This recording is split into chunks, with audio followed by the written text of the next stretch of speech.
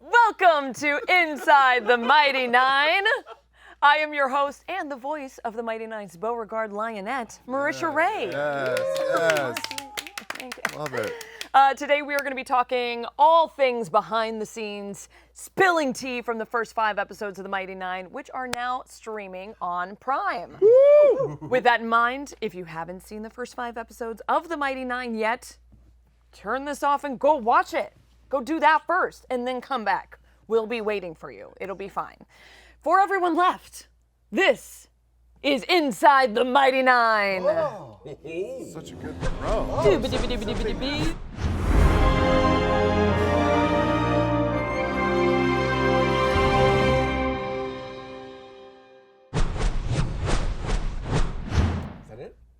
That's it. Thank you for joining us.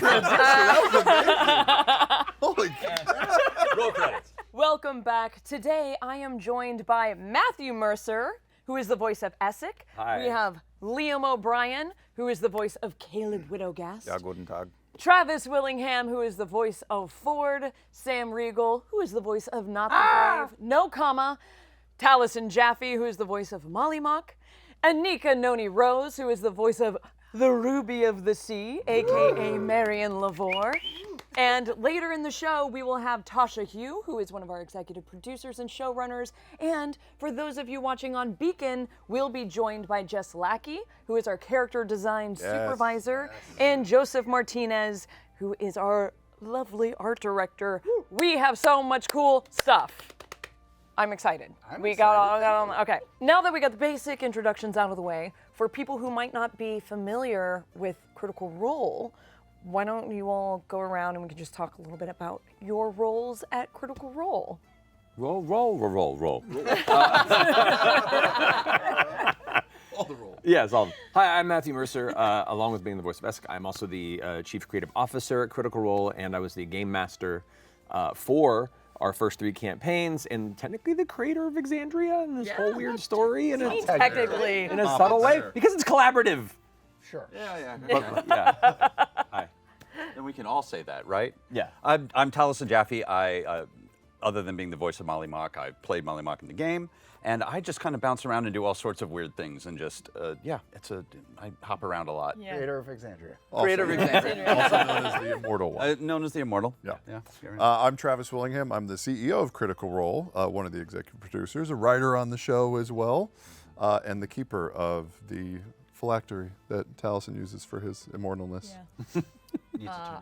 I'm Marisha Ray, obviously, actor, Host host of the show. I'm the one who holds the iPad, and I'm also the creative director over at Critical Role. So anything content related, that's where I get my grubby little hands on it. I don't know where to look. I'm Sam Riegel. I'm the voice of Not. Just guess. I'm also one of the executive producers of the show, or writers of the show. Follow me on these social media accounts down here. Oh, yeah, nice. Be sure to like and subscribe, Here's guys. some photos from my Instagram. Patreon. Anika. I'm Anika Noni Rose. You may know me from several other things. Probably the biggest of which, I don't know if I'm allowed to mention. You can say anything you want. I'm the voice of Princess Tiana from the Princess and the Frog.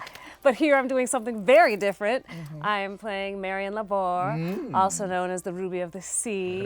Yes. I'm very excited about her because she's somebody very different for me. And I'm so grateful to have given Sam and all of these men the idea for Critical Role. Creator of Exandria. Creator. Yes. I'm excited. Yeah.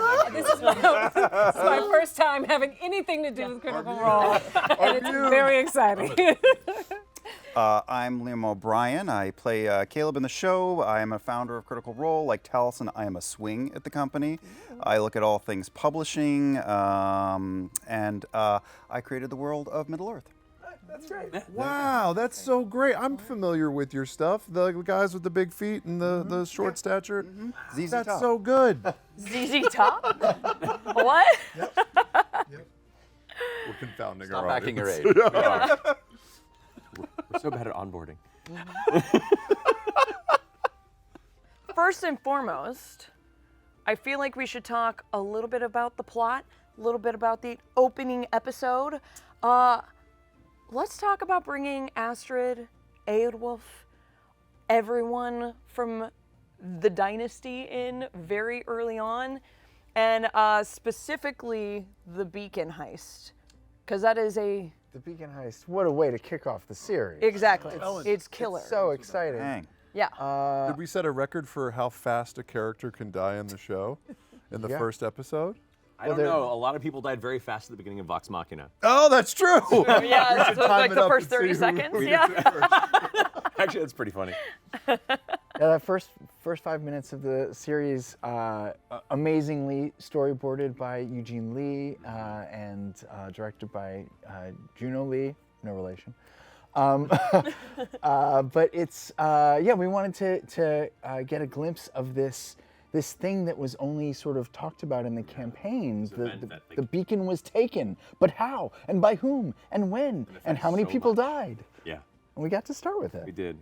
It's one of the cool things about adapting this for animation is we get to explore so many facets of things outside the Mighty Nine's perspective, and this is one of those moments that is so crucial to events for the story to come that has just been alluded to previously. But like I never imagined it would look this cool. Yeah. Like I had my ideas and stuff, but man, everyone knocked it out of the fucking park. We kind of had to check ourselves if we were crazy or not, starting with a scene that has none of the main characters in it.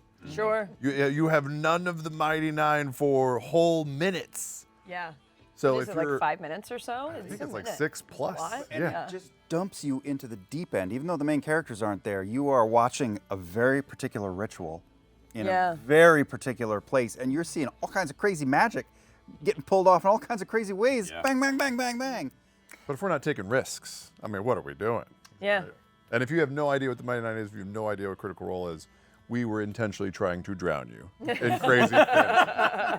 But yeah, we also get to see Eowulf and Astrid do some cool stuff. And new Volstrucker Dane, played by Matthew Mercer. Brief time that he's present. Yes, we put you in there just to kill you. It's tradition at this point. I mean, what else are we gonna do? What's one more ego death? Exactly. You do in that first sequence. I think there is a tiny little glimpse of Essek in the background of one of the shots. I've watched the first episode several times now. I did not notice Essek there until our last rewatching on the premiere. I still haven't. I gotta Yeah, go he's back hiding now. in the back. And Have you it's seen the so- show, Tellison?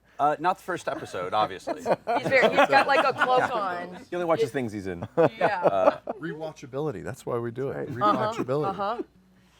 Oh, it's so good. I'm so excited that we Volstrucker, the concept of them, is something that it's hard to describe it or see like on a mini map. Like, no, these guys are really cool. I promise. You know, man, it's so cool seeing what the storyboard artists and the animators have done to really kind of bring that to a level of unique terror and cool just use of magic. So I feel like after you see all the brutality in the first episode, why don't we have a little palate cleanser and get to the chateau? The Chateau. The Lava Chateau. Yeah. This is where Marion Lavore makes her first appearance with an amazing song, so beautifully sung, I might add. And I think you only did like 3 takes of this song. Is that true? So, Yes, it was Wow. incredible. Oh, look, there's some art Yes, of early, Back it up one. yeah, Goodness. early Marion Lavore artwork. Holy moly. It's warm in the castle. Yes. What? Don't want to be encumbered. I know this was a different-ish role for you. Were you? How did you approach it? What did you think of it? Was it weird? How was it? First of all, it's a very different role for me, and I am so grateful to you for reaching out and asking me to be a part of this. It's a role that I don't think anyone else would have asked me to do, would have invited me to do. She has this Eastern European-y vibe to her, Very ish. which is not something that I've jumped into before. I had the joy of listening to Laura, who is a verbal genius, as amazing. Jester Lavore, and I also hired a dialect coach, Amy Stoller, who is fantastic because they were just. I'm very good by ear, but there are some sounds in there that were just very different for me. Like the L is very far back in your mouth and sort of flipped upside down. And I was like, I need to be able to write these sounds out so that I can see them and recognize them. So that's one of the things that I did to do this dialect. I also have some friends, one of whom is Polish. I have a friend who is Kazakh, and sort of all of that is sort of in my ear when I'm thinking about creating this person. But I love her. She's a burlesque performer, and she's fearless, and she's beautiful, and she's very powerful with her ways and with her wiles. And I don't know that the men around her who are very powerful realize her power, which is very exciting. Absolutely. I would have had no idea that you had never done like an Eastern you European crushed it. accent. No, thank Before. you. And I loved listening to Jester and the Ruby banter back and forth. Yes. It's really interesting because I can't do exactly what she does because her thing is just so specific. Yes. But I've also felt like there's a maturity that needed to be there because I'm her mother. So I'm the person who brought her into the world, but so by proxy, she's going to be me but different, right? So there was room there to be something a little more earthly and grounded than that puckish thing that Laura does, which I think is so brilliant. And I really loved that freedom and the gift of somebody casting me in a space where I never would have been. I never would have been thought of any other space. So lucky to have you. Thank You did you. such a great job. Thank You survived where at Critical Role we are great at approximating and absolutely destroying regional accents. Yes. Tearing them apart until they resemble nothing really. It's a fantasy accent. It doesn't come from anywhere. No. I think when you were preparing, I think I sent you some clips of Laura doing stuff. Yeah. But it's not really a teachable accent because it only lives in one woman's head. You did a great job with it. Thank you. And that the song was written by Habib, and I helped with the lyrics and stuff. And you came in and you sang it, I think, in 2 or 3 takes. I love it. Wild. I think It we was used the last take. amazing to watch because the very first performance was gold alone. Oh, yeah. The second one was even better, and the third there was a riff and that high note at the end that you did by yourself. I think everybody pushed back in their seats, and I was just thankful for 2 planes of soundproof glass because we would have ruined it. We were all like, "Whoa!" It was incredible. That is I don't know, I feel like that's my space of being. In my heart, I'm a burlesque dancer. I've always wanted to be a burlesque dancer. I don't know that I'm that brave. I have done a pole dance for a TV show before, and that required a lot of bravery. But there is something about that sound and that space in that style of music that I have always loved. So for me, I heard that song and I was like, oh yes. Oh yes, welcome home. Well, it's a testament because the character of Marion, from a lore standpoint, is world renowned for her talent, for her charisma, for her presence, for her just A body of work. sure. Nicely done.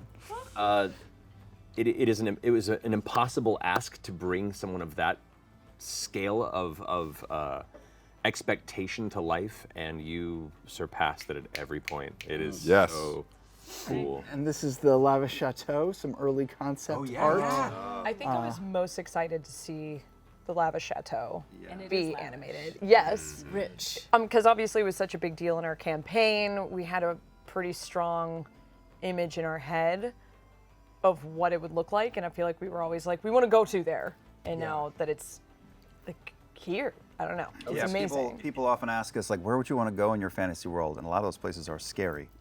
But Yeah. not here. Yeah. I mean, I feel like it's any time we talk, like it's a location we talk about a lot and have for years of something that like would be tangible and that we've always wanted to see, and this Yeah. because it's just so beautiful and so comforting. And maybe we'll build it Maybe. someday for Just us. Critical Role Land. Just for us. Speaking it into I'm existence, going- Marisha, how Number dare two. you? Gonna Number 2. happen. I do want to. I think we briefly pulled them up, but all the different Marion versions. I feel like we should talk more in detail about these because there's some Easter eggs. There's little tidbits for the keen-eyed viewer. Yeah, when the ruby sets off her not her top, but you know what I mean. Her spinning top. Her spinning It's top. almost like a zoetrope kind of a thing. Yeah. Yeah, all the other sort of ethereal versions of her are different personalities of her, meant to appease different members of the audience for sure. But then there's some folks in there that are directly nods to the Derolos, Oh, yeah. for instance. Double with Crop, We've double with got a- Buster. Or we're calling it Spirit Halloween There Percy. it is. Yeah. Look at that. There's Spirit Halloween Sexy Percy. Yeah. That one actually has its like back to the camera, so unless you're really looking the gun for pop it, up in yeah, the eyes, gun, I'm like, yep, Oh, that's it. yeah. When The that list. idea came Hey. up in the writer's room, and originally the idea was for Ruby to cast a spell, and I was like, well, she doesn't really cast magic, does she? And I pitched in the idea for a zoetrope top specifically to shine the image. Magic Land. I love it. Yeah. It's so very, very cool. And we get to see Jester running around to help Mom, and she goes backstage and she interacts with some dancers in the backstage area, including Ashley Johnson and Marisha Ray as different go-go dancers. Yes. And Robbie Damon. Yes, that's right. we all, I remember in the booth, we all immediately defaulted to like, okay. Just all like, yeah. Just all channeling Tara and her Harley Quinn. And Like- Blued, which is you just talking out of your gooch, right? Yeah. Yeah. Yeah. Man, We pitched you down a little. I appreciate that. It is an ungodly level. So good. And now we have a little animatic from episode 3 that we wanted to share with you all. But before that, we want to say thank you so much to Nika for joining us. I hope you had fun. I hope you come back. I had so much fun. I hope to come back. I cannot wait. Amazing. You are incredible. And yeah, we have more fun stuff. And here in a bit, we're going to be joined by our executive producer, Tasha Hugh. So yeah, stay tuned. Let's check out this fun animatic of the destruction of the Fletchling and Moondrop Carnival. Oops. Don't fret, miss. My pet is totally under my control.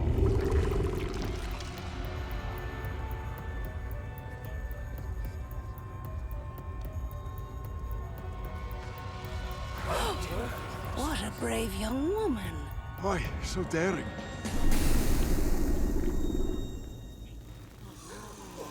Look, up there.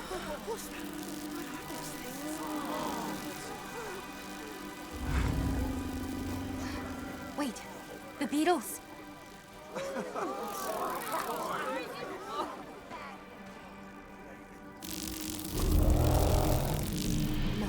No.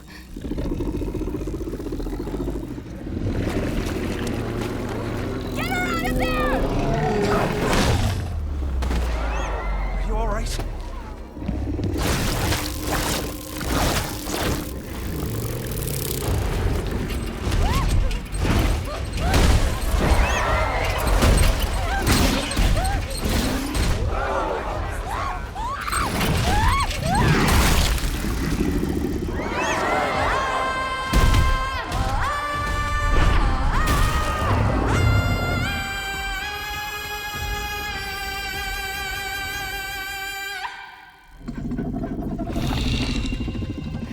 He's out of my control.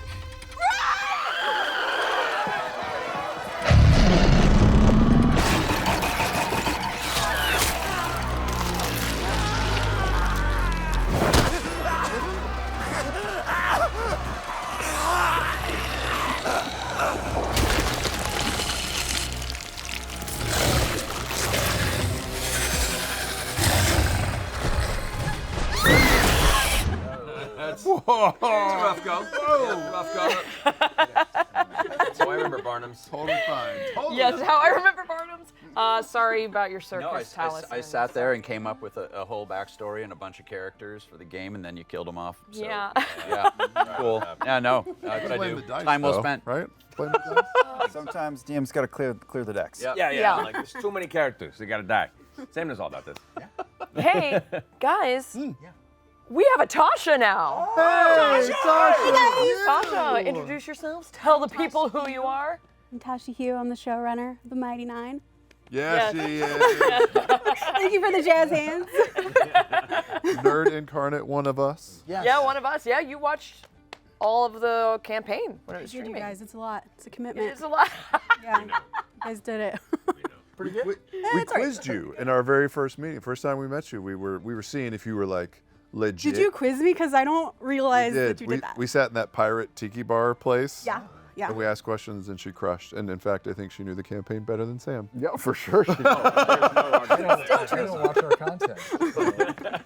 I do think, Tasha, you're like one of, when it comes to like your script writing, you're so good at capturing everyone's voices.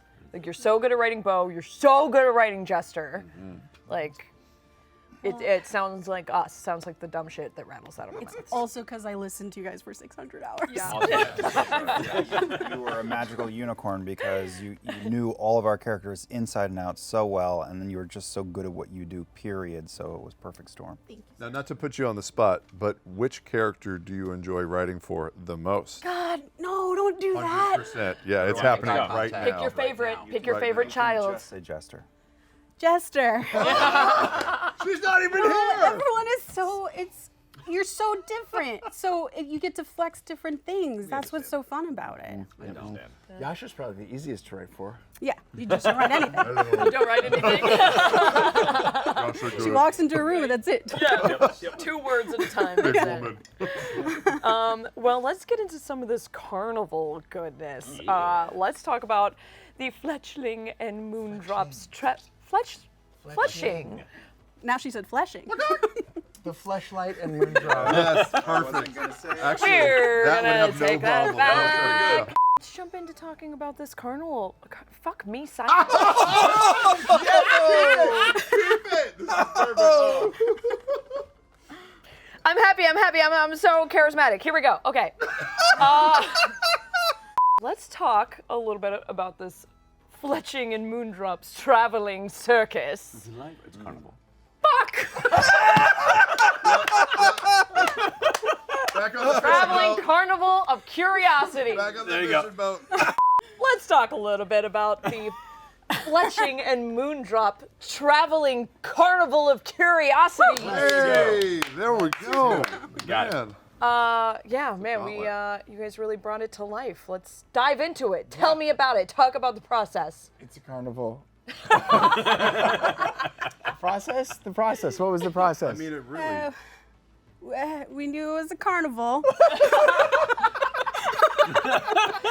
Well, it had to be big, it had to be colorful, it had to be larger than life. You had to feel like you wanted to be there. It's not just a carnival, it's a magical carnival. Sure. That was a big And thing. step in the number way. one was getting Taliesin Jaffe in a room to just absolutely barf everything he had. Oh, I mean, down to like just how bright everything, and also my big thing was backstage. I really wanted the backstage to feel like a circus or carnival backstage, where it's just kind of it's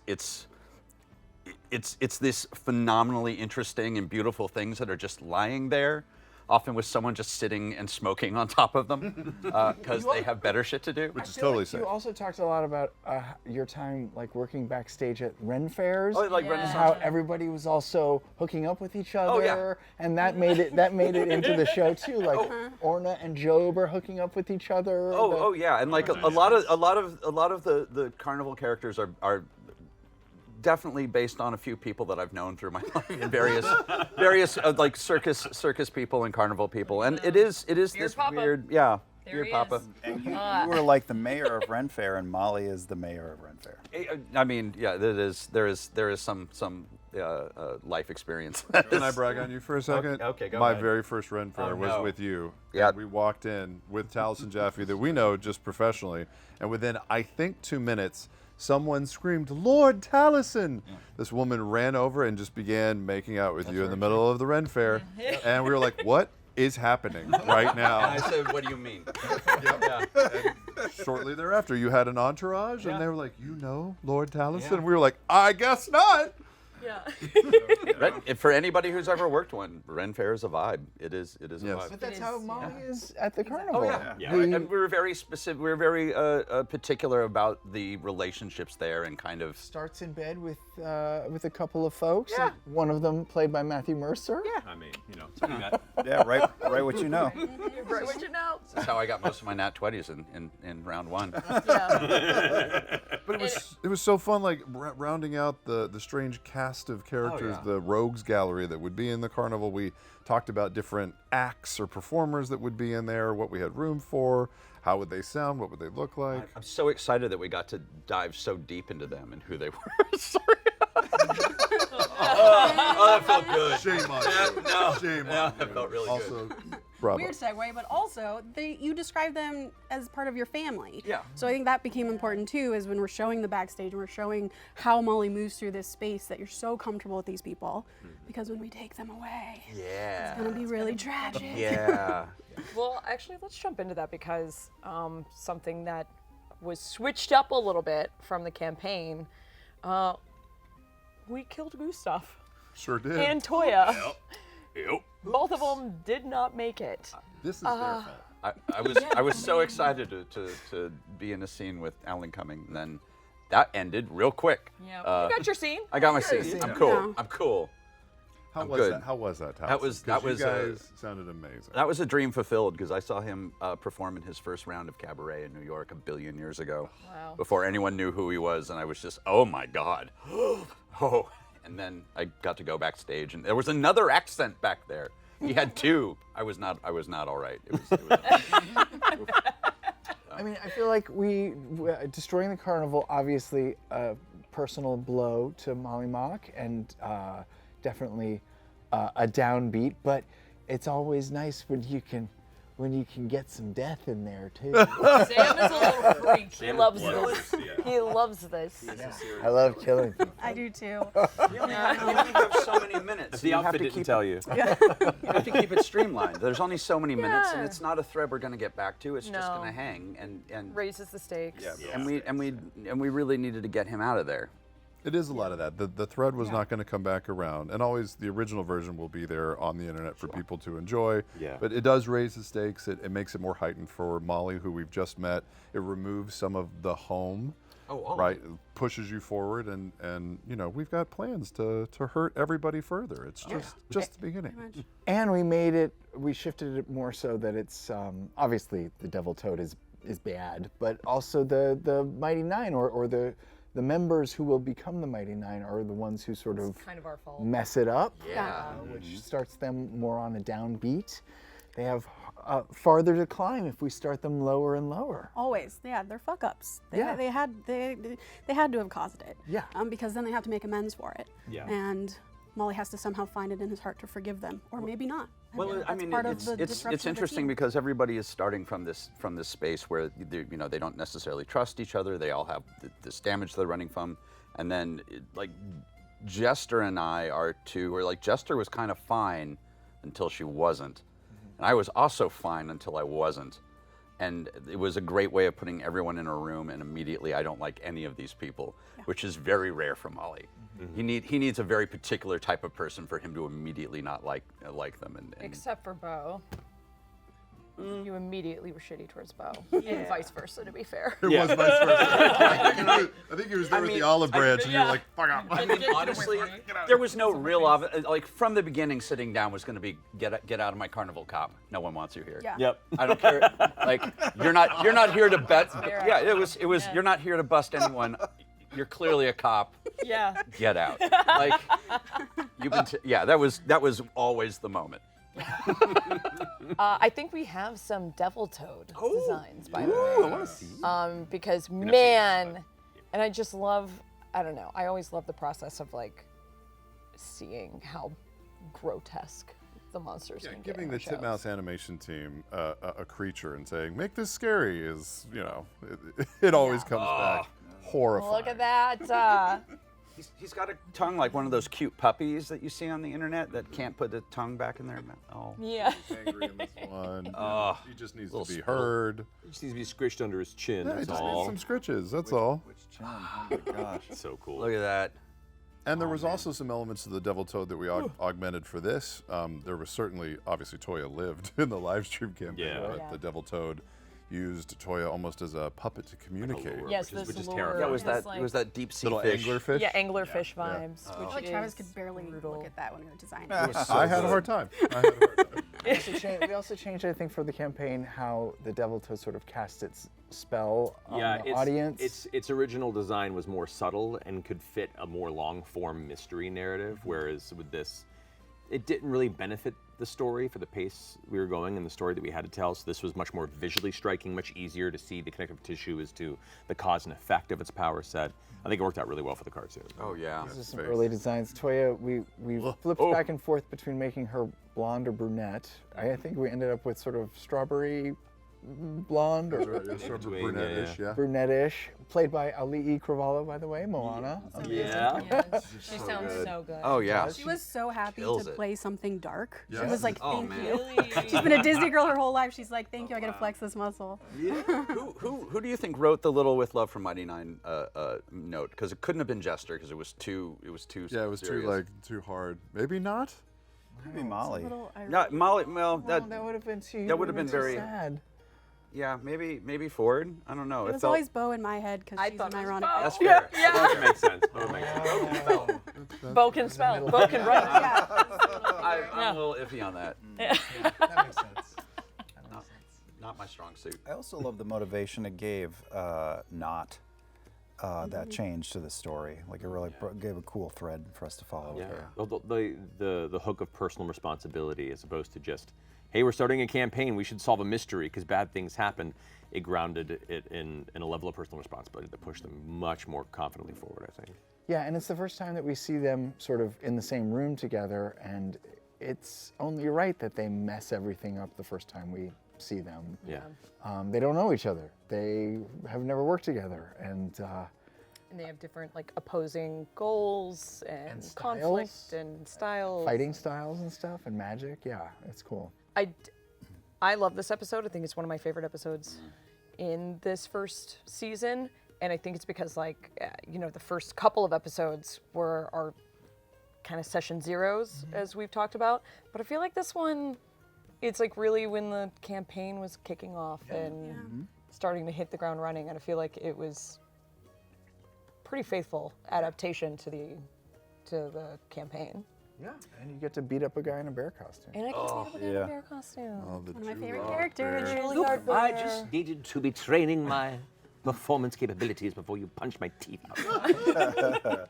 Yeah, we eventually settled on the Vanderfluet School for the Performing Arts, but in the writer's room, he was lovingly referred to as the Juilliard Bear. Yeah, we had a picture of like no other character in the writer's room except Juilliard Bear. It's one of the first ones on the wall. We must write to Juilliard Bear. I just kept thinking he was full method, and you would go out and back and do mild calisthenics. Right. Well, That's a pitch deep cut. Thank you. Originally, that Juilliard Bear returns.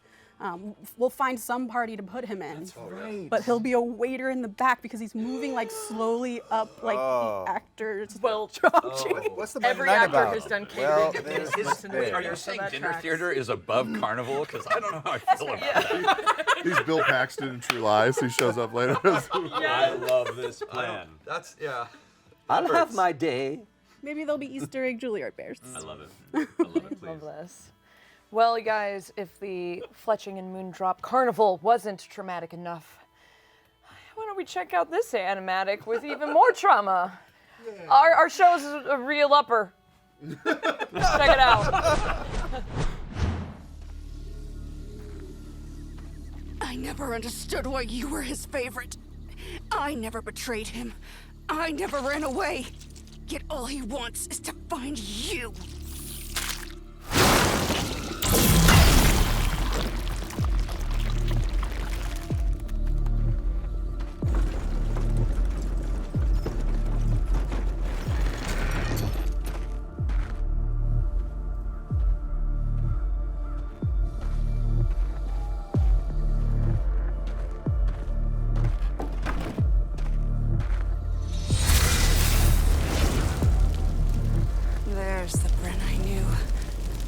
Master Ikithon will never stop sending us until you come home.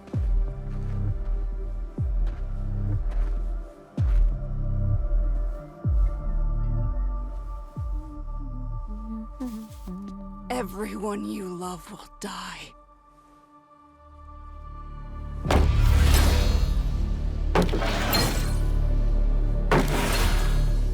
At least it will not be by your hand.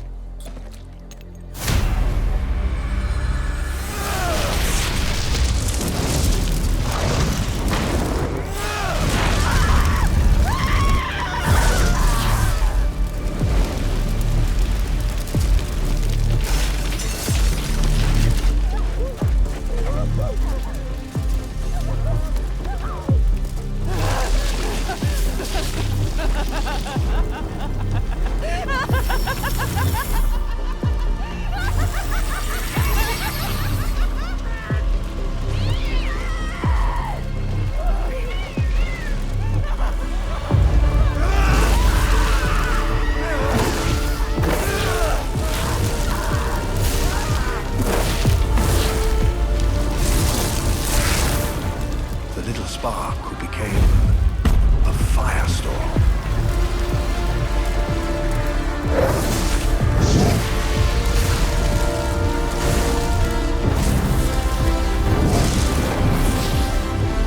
You, my boy, are special.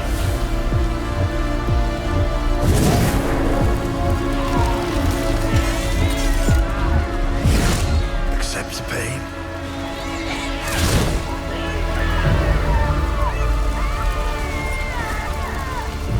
Endure it.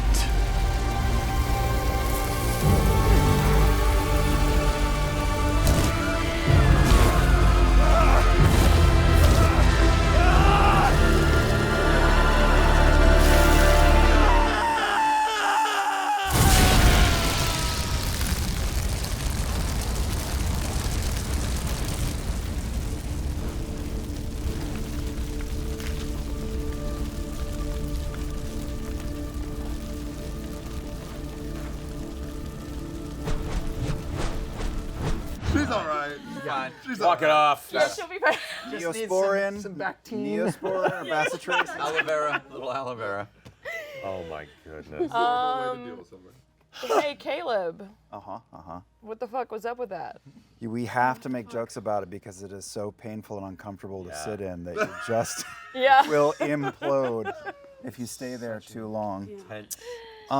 Thank you for helping us and helping me bring that story so intelligently and carefully and smartly to life. I'm so proud of us and proud of you, and you know, I can't even put it into words. I wish I could say thank you, but you've traumatized me, so I don't know. No, it is an honor. It is an honor. I love Caleb. That poor man. Poor man. And poor Frumpkin. Oh, absolutely. Like you thought episode 1 tore your heart out with that little Frumpkin glance? Like this connect. Oh, yeah. I've watched that scene so many times, and I still like. It hits me so hard every time. Yeah. It's brutal. I've looked in on a couple of reaction videos at this point too for episode 1 where they're like, "Oh, maybe he lost his cat. That's so sad when you lose your cat." And I'm like, "Oh, honey." Oh. I definitely remember in the mix being like, dial up the cat sound. Dial that up. And every time you said that, everyone in the room looked like you crazy. Yeah. You're like, more cat? Am I remembering right? At one point there was a version like, as is, you see the silhouette of a cat through dim glass, but originally you saw the cat scratching for a second. Yes, the original, and that was like the original animation. You could see the face of the cat just like. Not too much for me, but I guess too much for some people. We definitely were like, it's too much. It's too Well, I much. feel like I remember being like, the internet will we will get swatted. Like, they will riot. And we should be if clear, we it show wasn't that. like a horribly graphic and sad image of a cat. In our defense, the cat was kind of like, ah. We're kind of happy to be there. We're like, let's just make it a silhouette. It's true. It's something to be said about human psychology that that image in that scene just sticks with me, and then we cut back to someone being immolated, like to to a crisp, and you're like, oh, and that's bad too. Yeah. But the cat. Let the cat out. Come on. Valid. We have some concepts. Oh, sorry. Yeah, go on. Yeah, let's show some Frumpkin concept art while we're talking about him. Guys, we failed at saving the cat. We did, but yeah, the screenwriters. I'm so happy that we got to have like 5 minutes of German to start off the episode. It's such an interesting thing that I don't think I've seen in animation. Obviously not American animation. It's probably in German animation. German animation. Probably a lot of it there, actually. I would assume. But yeah, we hired German-speaking actors for the most part. We had 2 German consultants, and we tried to sort of use a form of German that is more formal and a little bit more sort of old-fashioned. The way it was written. Yes. Right. The words chosen. Yeah, because we had some actors who were, of course, very fluent in German, and they'd be like, old people say this. We're like, yes, no, we want you to say it like that. Because it's not German, it's Zemnian. Yeah. High German, I think. Yeah, and then also some actors. It should be said, the Volstrucker, Eadwulf, and Astrid. Astrid is a Ukrainian actress named Ivana Sakno, who's amazing, and she took German lessons for the show. Wow. And the Eadwulf actor his name's Red Child, who Liam found. He was in German Hamilton. I stumbled across a newspaper article, maybe it was the New York Times, about the Berlin production of Hamilton. I immediately looked up every actor in it and just went looking for, because we were in our casting days of like, who's your dream idea for this? So I just listened to an interview with every single actor in the cast, and I got to Hercules Mulligan and went, oh, that's my guy. Yeah, Can we audition this guy? His voice is incredible. Yeah, He knocked it out of the park. Yeah, he's so cool too. He's very cool. Yeah. He's a great rapper. This sequence has some of the most intense, like, animated facial expressions of horror, like, that I've seen in animation in a long time. And it's like, hats off to the designers, the animators, the storyboard artists. Yeah. This, like, we knew this scene was coming. Yeah. You know, we'd imagined these facets in our head. We explored it in the graphic novel. But to see it fully realized like this, it hits that much harder, and it's terrifying. Yeah, and the editing, the cuts of like hand motions in the present day and in the past, just gut wrenching. I also love that when Caleb does explode at the end, he still does it alone. No one gets to see, even though it's like the biggest explosion he has in the show. It's still very private, which is very, I think, Caleb. I think, by the way, speaking of hand movements, we took some clips of you, Liam, doing hand motions in the original campaign, and we sent them to the animators. And Don't know if I knew that. Yeah. That's how they did some of the hand movements. Ooh, Auelia! Poor thing. That's when the coffee's not working in the morning. Yeah. I'm gonna miss her. I'm a big fan of Auelia, how Auelia turned out in this show. Just animation, character design, her vibe, the vocal performance. Yes, Bennett Ibarra played Auelia. Oh.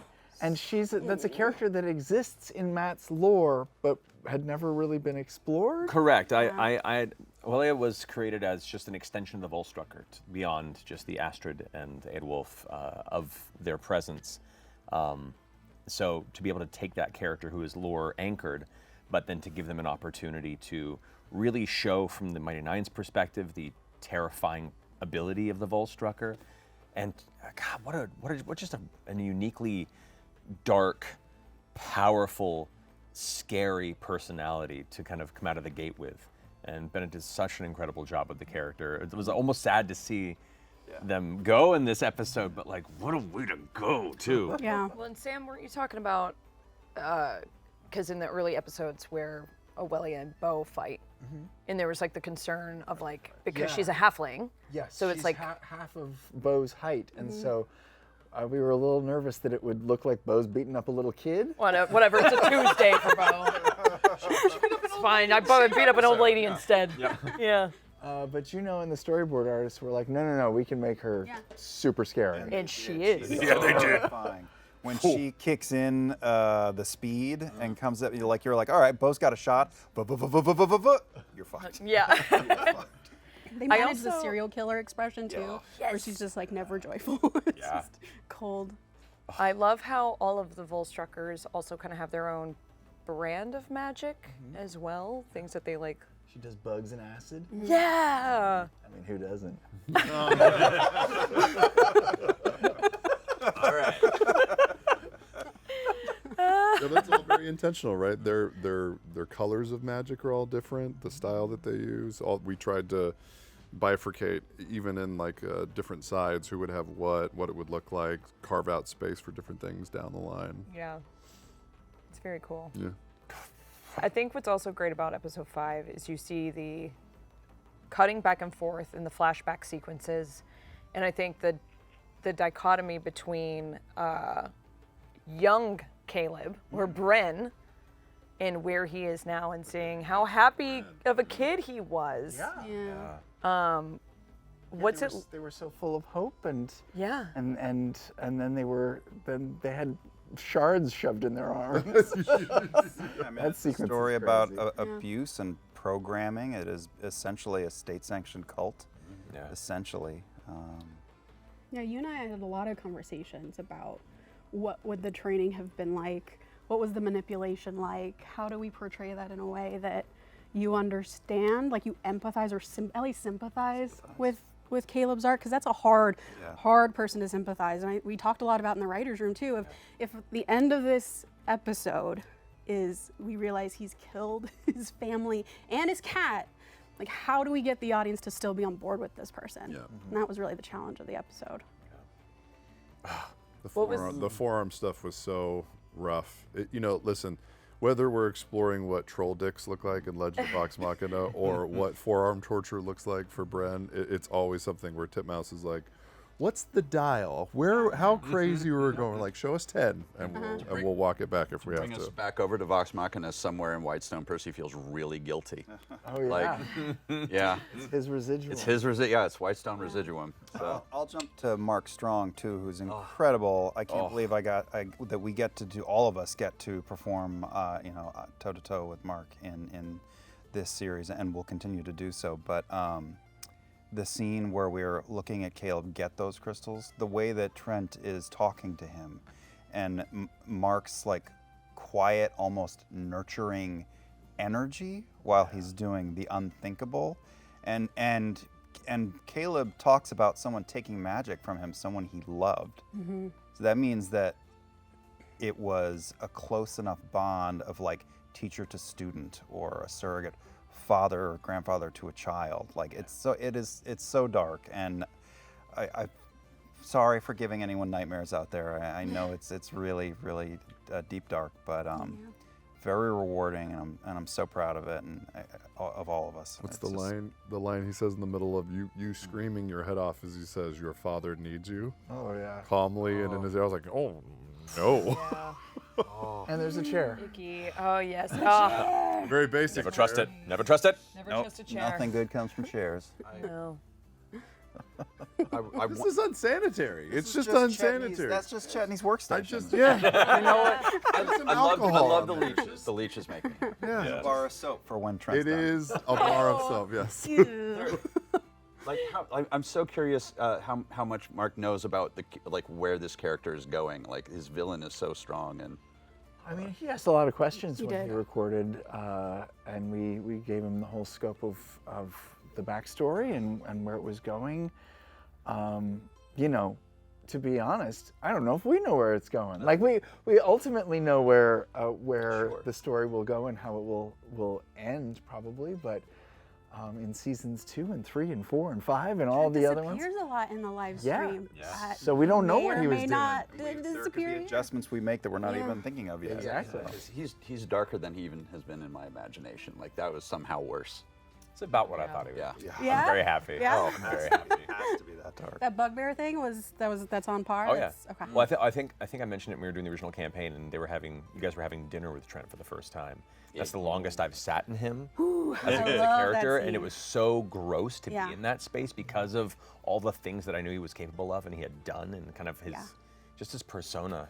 But seeing it conveyed and through all these different ways to actually experience how awful he is It's delightful in the worst way. He's such a bad motherfucker. When he's pulling away from the castle early in the season and Daragna's like, well, will they find anything? I doubt it. Oh, so good. I wonder, I'm so curious about how German viewers will find the show. Like, will they be like, yeah, that's like us? or will they be like, how dare you portray us like highly relatable? Is that what you're asking? They nailed it. There's also Bren's mother and father. Yes, they're also very lovely people. Yes, they lovely were German people. great parents. Yes, the mom was played by Lucy Pohl, I think. Oh, From one of my Overwatch folks. Yep. Yeah. Yep. She did such a great job. Oh man. All of a sudden, our popularity in Germany just tanks. I know. Thanks, Sam. We love the German people. Gotta move We that do. live show somewhere else. We do. I do like those. I'm moving away from this Yeah, I think that's immediately. There is a moment in the campaign, Liam, when you are dancing with Jester, and you kind of slip back into this time period that we're seeing, and you say like, "Oh, Astrid." Yeah. And I like kind of getting to see the moment realize. Yeah, that's wild because in that moment, like I remember that game and think in my head, oh, Caleb would never dance. And then Laura/Jester cajoled me into dancing. Yeah. So I'm like, what does this mean? Like, what story beat is this for Caleb? And I'm like, oh, he went out dancing with the two of them back in the day. And for that to now be like a major component of, In this, a yeah. heist in the past is wild. Yeah. And what's sad is because clearly in that Jester moment, it was like bringing you to someplace happy. But in the show, it's like the calm before the storm. Because you're there to heist and kill people. But that was like a small sliver of happiness for Caleb. Yeah, he had good memories, and this is so twisted, but he had good memories, I'll say, strong, affectionate memories for Astrid and Eadwulf in those days, because they were finding themselves together and becoming important together, and they were of worth to their whole country, and it was before things, I mean, they were being told that anywhere they were going to take out was a threat. Yeah. And so they were, again, it was programming, but yeah. It's all, it's meaty. All the good and the Love bad it. is all like gnarled Yeah. around each other and impossible. Feel good journey of the summer. On that note, if you liked this behind the scenes deep dive and want to see more, you can watch the 90-minute extended edition of Inside the Mighty Nine exclusively on beacon.tv. New members can use the code MightyPrime for a 1-month free trial, or you can scan the QR code below. Yep, over there. Maybe it's here? Could be. Where is it? It's right here. Below. Scan the code. We are going to jump into more behind the scenes here in just a minute, so we'll see you over on beacon.tv. And if not, we'll see you next time on the next episode of Inside the Mighty Nine.